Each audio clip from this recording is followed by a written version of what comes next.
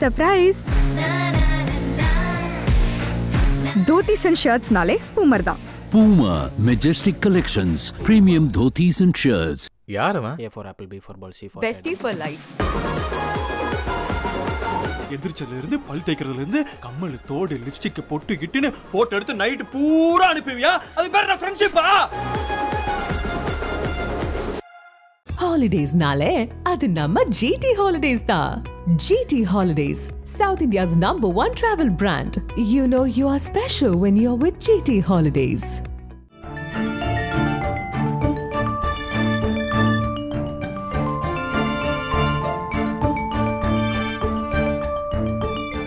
உங்கள் ஜீரண கோளாறுகளுக்கும் வயிற்றெரிச்சலுக்கும் சரியான ஒரு தீர்வு.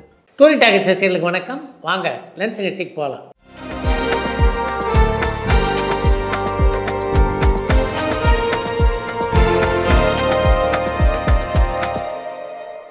என்னம்மா முதல் கேள்வி?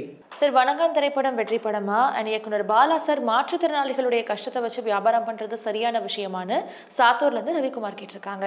வணக்கம் திரைப்படம் பற்றி உங்களுடைய விமர்சனத்திலே எனக்கு உடன்பாடு இல்லை. சில திரைப்படங்களில் மருத்துவர்களை முக்கியமான கதாபாத்திரங்களாக வைத்து படம் எடுக்கணும். அதே மாதிரி சில படங்களில் பொறியாளர்களை முக்கியமான கதாபாத்திரங்களாக வைத்து படம் பண்ணுறோம். அப்படிப்பட்ட படங்களை தயாரிக்கும் போது டாக்டர்கள் வச்சு பணம் சம்பாதிக்கிறோம், பொறியாளர்கள் வச்சு பணம் சம்பாதிக்கிறோம் என்றெல்லாம் விமர்சித்தால் அது எப்படி சரியாகும்? இந்திரா சௌந்தரராஜனுடைய மறைவுக்கு பிறகு இயக்குனர் நாகாவனுடைய கதை மற்றும் இயக்கத்தில் பாதிப்பு ஏற்படுறதுக்கான வாய்ப்பு இருக்கா? அண்ட் இயக்குனர் நாகா இதை எப்படி சமாளிப்பாரு? 5ஆம் வேதம் வெப் சீரிஸ் சீசன் 2 இந்த வருஷம் ரிலீஸ் ஆகிறதுக்கான வாய்ப்பு இருக்கான்னு திருநெல்வேலியிலிருந்து கண்ணன் கேட்டிருக்காங்க.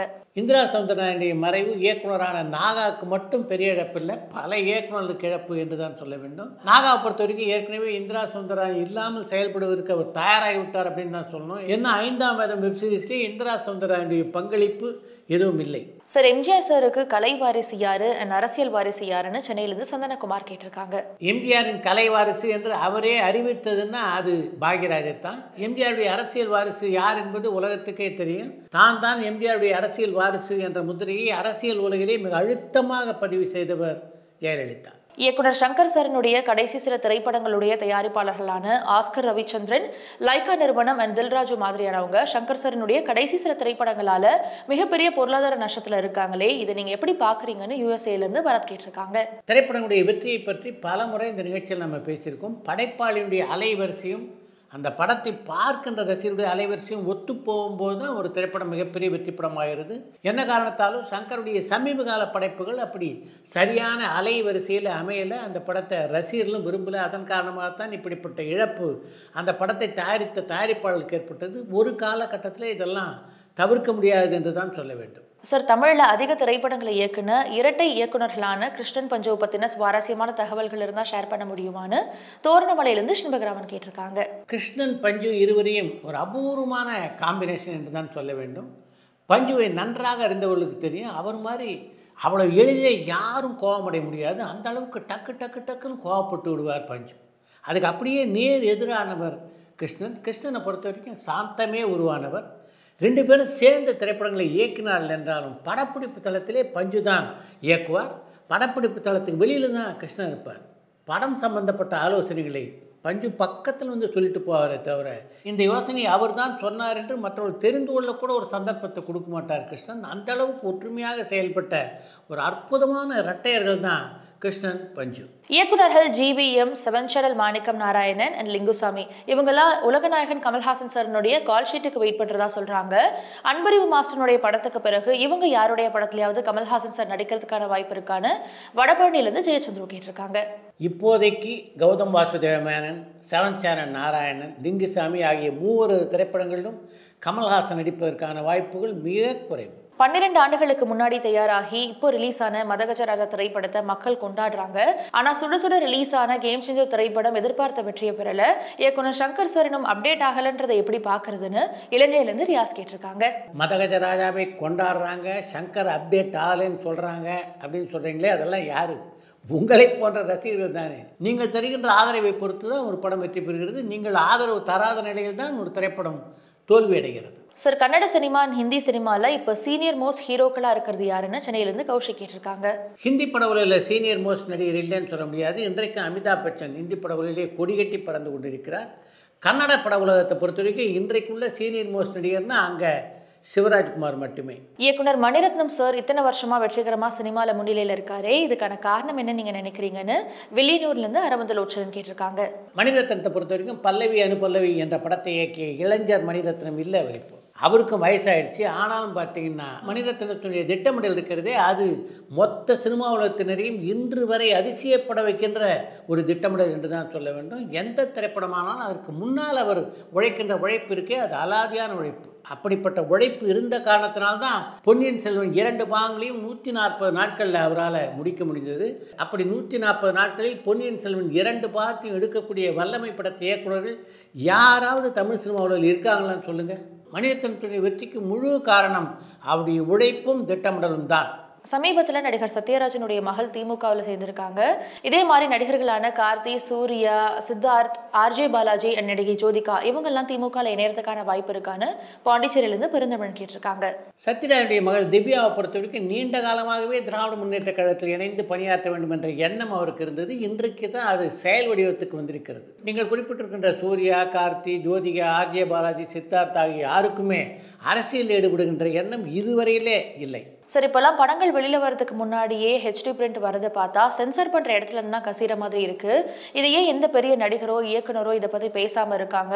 இதே மாதிரியான நிலைமை தமிழ் சினிமாவில் தொடர்ந்தா தமிழ் சினிமாவுக்கு நல்லதில்லைன்னு தோணுது. அப்படி இருந்தும் ஏன் யாருமே எந்த நடவடிக்கையும் எடுக்காமல் இருக்காங்க?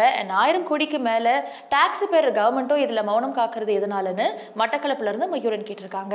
உங்களுடைய குற்றச்சாட்டே சரியில்லை அப்படின்றதான் என்னுடைய கருத்து. திரைப்படங்களை சென்சாருக்கு அனுப்பும்போது சென்சார் காப்பி அப்படின்னு போட்டு தான் திரைப்படங்களை சென்சாருக்கு அனுப்புவாங்க. ஆனால் அங்கிருந்து பிரதிகள் வெளிவருவதற்கான சாத்தியக்கூறுகள் மிக மிக மிக குறைவு என்பதை உங்களுக்கு நான் தெளிவாக எடுத்து சொல்ல விரும்புகிறேன். ஜெய்சங்கர் சாரனுடைய இறுதி ஊர்வலத்தில் ஏன் அதிகமான பேர் கலந்துக்கல, அதுக்கு என்ன காரணம்னு தெரிஞ்சால் ஷேர் பண்ண முடியுமான்னு சென்னையிலேருந்து சந்தனகுமார் கேட்டிருக்காங்க. இதற்கெல்லாம் என்ன காரணத்தை சொல்ல முடியும்? நன்றி என்றால் என்ன விலை அப்படின்னு கேட்குறவர்கள் நம்மிடையே அதிகமாக இருக்கிறாள் என்பது தான் இதுக்கெல்லாம் முக்கியமான காரணம். உலக நாயகன் கமல்ஹாசன் சார் ஏஐ டெக்னாலஜியை படிக்கிறது மருதநாயகம் திரைப்படத்தை வெளிக்கொண்டு வரதுக்காக தானான்னு கோவைப்புதூர்லேருந்து பாபு கேட்டிருக்காங்க. கமல் அமெரிக்காவுக்கு புறப்படும் போது ஏஐ டெக்னாலஜி படித்து விட்டு மருதநாயகம் திரைப்படத்தை சிறப்பாக வெளிக்கொண்டு வர போகிறேன் அப்படின்னு உங்ககிட்ட சொல்லிட்டு போன மாதிரி இந்த கேள்வியை நீங்கள் கேட்டிருக்கீங்க. அவர் படிக்க போனது ஏஐ டெக்னாலஜி என்பது உண்மைதான். அந்த படிப்பு மருதநாயகம் திரைப்படம் பிரம்மாண்டமாக உருவாக ஒரு காரணமாக அமைந்தால் மகிழ்ச்சி. கூலி படத்துல சூப்பர் ஸ்டார் ரஜினிகாந்த் சாரும், ஜெயிலர் 2 படத்துல Rajini sir, Nelson and Anirudh இவங்க 3 பேரும் ஒரு சிறிய அட்வான்ஸ் சேலரியோட ப்ராஃபிட் ஷேர்ல ஒர்க் பண்றதா சொல்றாங்களே, இது ஜெயிலர் திரைப்படத்தினுடைய மெகா ஹிட் சீக்வல்ன்றதுனால மட்டும்தான் இந்த முடிவா அல்லது இது தொடர்ந்து நடக்கிறதுக்கான வாய்ப்பு இருக்கான்னு ஸ்ரீலங்காலேருந்து மதிஷாத் கேட்டிருக்காங்க. கூலி, ஜெயிலர் ஆகிய திரைப்படங்களை பணியாற்றுகின்ற சூப்பர் ஸ்டார் ரஜினிகாந்த், அந்த படத்தினுடைய இயக்குநர்கள், அந்த படத்திலே இசையமைப்பாளராக பணியாற்றுகின்ற அனிருத் ஆகியோர் ப்ராஃபிட் ஷேரிங் முறையில் அந்த படத்திலே பணியாற்ற ஒப்புக்கொண்டு இருக்கிறார்களா அப்படிங்கிறத பற்றி இது வரைக்கும் உறுதியான தகவல் இல்லை என்பதை உங்களுக்கு நான் தெரிவித்துக் கொள்கிறேன். கேப்டன் சாரனுடைய மகனோட படைத்தலைவன் திரைப்படம் ஏன் சார் பொங்கலுக்கு ரிலீஸ் ஆகலன்னு காஞ்சிபுரம்லேருந்து சரவணன் கேட்டிருக்காங்க. பொங்கலுக்கு எத்தனை படங்கள் வெளியாச்சு அப்படின்னு உங்களுக்கு தெரியும். 7 திரைப்படங்கள் வெளியாயிற்று. அதனால் அந்த போட்டியிலே தாங்களும் கலந்து கொள்ள வேண்டாம் அப்படின்ற எண்ணம் காரணமாகத்தான் படைத்தலைவன் படத்தினுடைய வெளியிட்டு அவர்கள் தள்ளி வைத்திருக்கிறார்கள். தமிழ் படத்தில் நடிக்கிறதுக்கு முதல் முறையா 1 லட்சம் சம்பளம் வாங்கின KB சுந்தராம்பாள் அம்மா மாதிரி தமிழ்ல முதலா 1 லட்சம் சம்பளம் வாங்கின நடிகர் யாருன்னு தோரணமலையிலிருந்து சின்பக்ராமன் கேட்டிருக்காங்க. தமிழ் சினிமாவிலே KB சுந்தராம்பாள் வாங்கிய சம்பளத்தை விட அதிகமாக சம்பளம் வாங்கிய முதல் நடிகர்னா அது MR ராதா. அப்படி ஒரு சம்பளம் வாங்கிய திரைப்படம் ரத்த கண்ணீர்.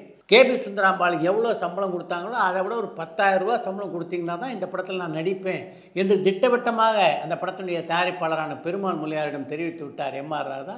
MR ராதா சொன்ன நிபந்தனையை ஏற்றுக்கொண்டு பெருமாள் முல்லையார் தயாரித்த திரைப்படம் தான் ரத்த கண்ணீர் திரைப்படம். நடிகர் விஜயனுடைய அரசியல் பயணத்துக்கு அவங்களுடைய மனைவி முழு ஆதரவோடு உறுதுணையா இருப்பாங்களான்னு சென்னையிலிருந்து சந்தனகுமார் கேட்டிருக்காங்க.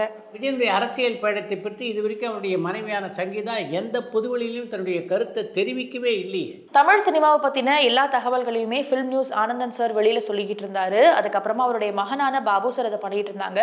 இப்போ யார் அதை பண்ணிட்டு இருக்காங்க? கோவைப்புதூர்ல இருந்து பாபு கேட்டிருக்காங்க.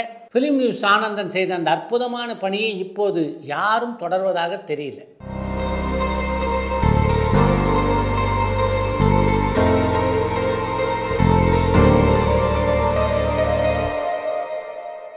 பாதில நின்னு போன வெளிவராத திரைப்படங்களுக்கு இசையமைக்கப்பட்ட பாடல்கள் எல்லாம் இசையமைப்பாளர்கள் வேறு படங்களுக்கு பயன்படுத்தலாமா, இல்லைன்னா அவங்களுடைய கற்பனையும் உழைப்பும் வீந்தானு கோவையிலிருந்து சுந்தர் கேட்டிருக்காங்க.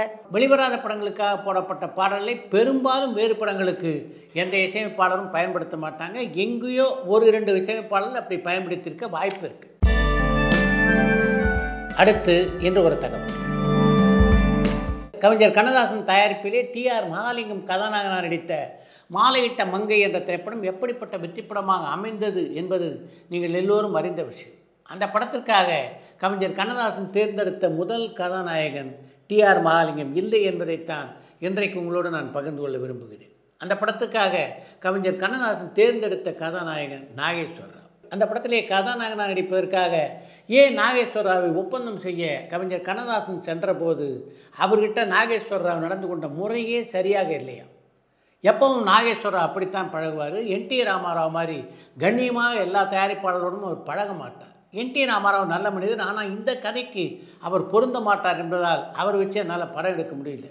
அப்படிப்பட்ட சூழ்நிலையில் தான் நன்கு பாடத் தெரிந்த ஒருவர் இந்த படத்திலே கதாநாயகனாக போடுவது என்று நான் முடிவு செய்தேன். அப்போ என்னுடைய நினைவுக்கு வந்தவர் டி.ஆர். மகாலிங்கம். அப்போ டி.ஆர். மகாலிங்கத்துக்கு எந்த மார்க்கெட்டில் அவர் நடித்த படங்கள் எல்லாம் மிகப்பெரிய அளவிலே தோல்வி அடைந்திருந்தன. ஆனாலும் அவர் கேட்ட சம்பளத்தை கொடுத்து அந்த படத்துக்காக அவரை நான் ஒப்பந்தம் செய்தேன் என்றால் அதுக்கு முக்கியமான காரணம் அந்த படத்தினுடைய கதையின் மேலே எனக்கு இருந்த நம்பிக்கை. நிச்சயமாக அந்த திரைப்படம் பெரிய வெற்றியடையும் அப்படின்ற நம்பிக்கை எனக்கு இருந்தது. அந்த படம் உருவான காலகட்டத்திலே கடன் தொல்லையால் மிகப்பெரிய அளவிலே தவித்தார் டி.ஆர். மகாலிங்கம். அப்போ நான் தான் அவர்கிட்ட நீங்கள் தைரியமாக இன்சால்வன்சி கொடுங்கள் என்று சொன்னேன். அந்த படம் வெளியானதுக்கு பிறகு அந்த பணத்தை எல்லாம் அடைத்து அவர் சால்வெண்ட் ஆனார் என்பது வேறு விஷயம். மாலையிட்ட மங்கை படத்துக்கு முன்னாலே எம்.எஸ். விஸ்வநாதன் ராமூர்த்தியும் பல திரைப்படங்களுக்கு இசையமைத்திருந்தாலும் அவர்களுக்கும் சரி எனக்கும் சரி ஒரு திருப்பு முனையாக அமைந்த திரைப்படம்னா அது மாலையிட்ட மங்கை திரைப்படம் தான் என்று ஒரு பேட்டியிலே பதிவு செய்திருக்கிறார் கவிஞர் கண்ணதாசன். அடுத்த சாய் சித்ரா நிகழ்ச்சியிலே பங்கேற்கின்ற விருந்தினர் நடிகர் மணிகண்டன். இந்த சினிமா பயணத்தை பொறுத்த வரைக்கும் உங்களுடைய திரை வாழ்க்கையில் பல ப்ளசண்ட்டான அனுபவங்கள் உங்களுக்கு கிடச்சிருக்கும். அதே மாதிரி நீங்களே வேதனைப்படுற மாதிரி பல சம்பவங்கள் நடக்கும். அதுதான் சினிமா. இதில் பகிர்ந்து கொள்ளக்கூடிய உங்களுக்கு வேதனை தரக்கூடிய விஷயங்கள் என்ன, எது எது ப்ளசண்ட்டான விஷயங்கள் அப்படின்னு நினைக்கிறீங்க? வேதனை தரக்கூடிய விஷயங்கள் அது முதல்ல ஒரு 2-3 இன்சிடென்ட்ஸ் கொஞ்சம் அப்படி இருந்தது. அப்புறம் ஒரு லெவலுக்கு அப்புறம் அதை எடுத்துக்க கூடாது, அவ்வளோ வேதனையை எடுத்துக்கிட்டா இது என்ன சொல்கிறது, இதை கண்டினியூ பண்ண முடியாதுன்ற அளவுக்கு ஆயிடுச்சு. அப்புறம் அடித்தோடனே அங்கே சோஃபாவில் ரிங்கு கேட்குது, போய் எடுக்கலான்னு போகிறோம். அவர் தடுக்கிறார். போயிட்டு இப்படி எடுத்தா அதில் அடிமை 1 அப்படின்னு சேவ் பண்ணி வச்சிருக்காரு. என் பேர் பார்த்துட்டு என்னென்ன இது சும்மா அது ஃபண்டுக்குடா அப்படின்னு. பரபரப்பான சினிமா செய்திகள், நட்சத்திரங்களின் பேட்டிகள், சினிமா வரலாறு ஆகியவற்றை பார்க்கவும் படிக்கவும் உங்களுக்கான இணையதளம் tourantalkies.co.